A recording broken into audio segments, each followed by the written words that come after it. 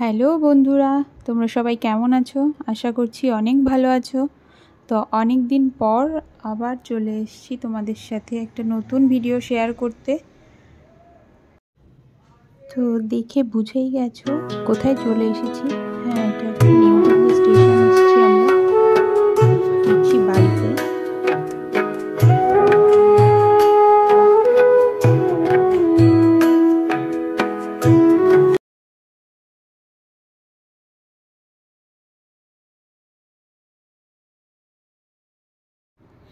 কি কাজের জন্য যাচ্ছি সেটা দেখতে হলে কিন্তু ভিডিওটা অবশ্যই শেষ পর্যন্ত দেখতে হবে।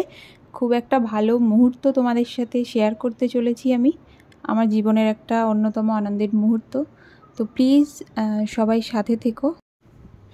ট্রেনে বসে জানলা দিয়ে যে বাইরের দৃশ্য দেখা, এটা কিন্তু সত্যি খুবই সুন্দর লাগে, তাই না? তোমাদের কাদের কাদের ভালো লাগে অবশ্যই কিন্তু কমেন্ট বক্সে জানাবে। তো দেখো, দেখতে দেখতে আমি বাড়িতে চলে এসেছি প্রায়।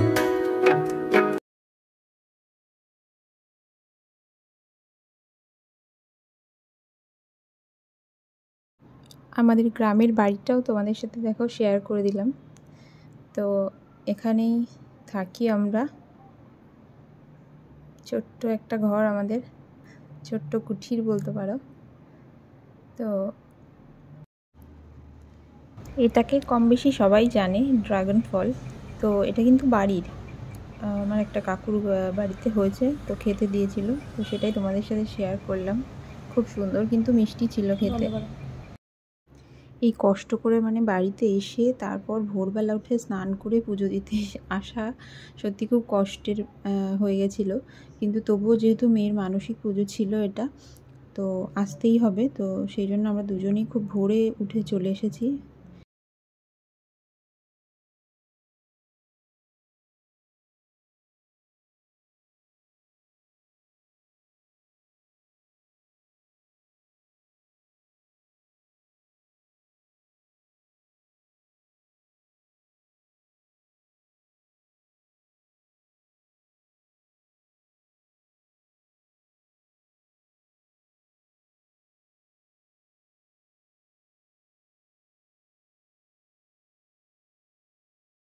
তারপর বাড়িতে গিয়ে কিছুক্ষণ রেস্ট করে নেওয়ার পর আমরা দুজনে বেরিয়ে গেছিলাম কিছু ঠাকুর দেখতে। আমাদের আশেপাশের কম বেশি সবাই জানে যে বসিরহাটে মোটামুটি ভালো ঠাকুর হয়। তো চলে গেছিলাম। আর রাতের দিকে বাচ্চাকে নিয়ে বাইরে বেরোনো খুবই কষ্টের, তো দিনের বেলায় বেরিয়েছিলাম আমরা।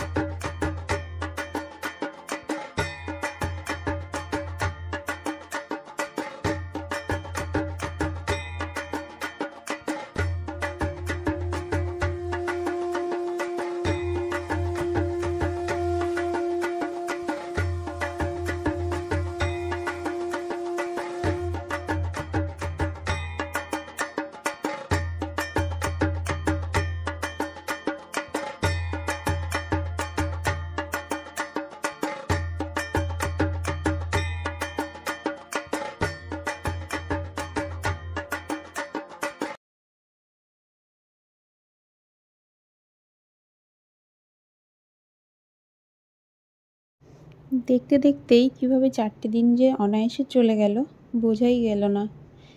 এবার দেখো মায়ের বিদায় নেওয়ার পালা। তো আমি চলে গেছিলাম মায়ের বরণের জন্য।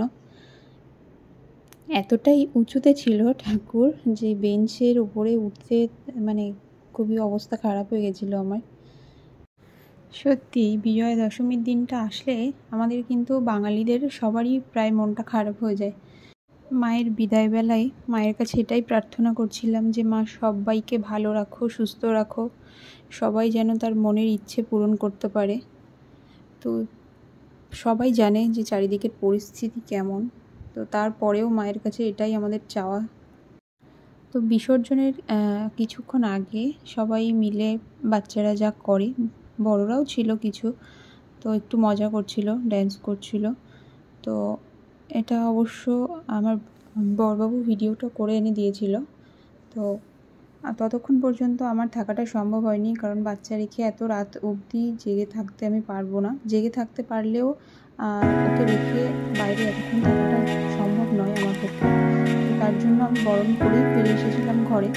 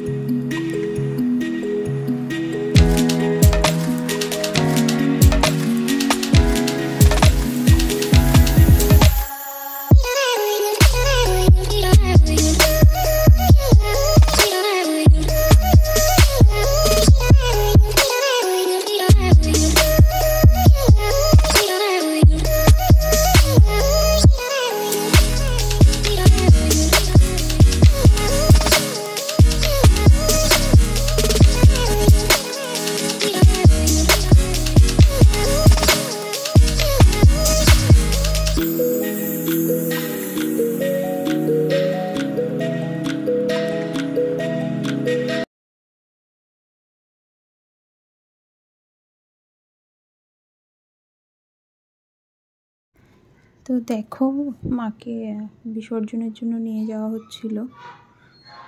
এত সুন্দর করে ভিডিওটা আর কি করে নিয়ে এসেছে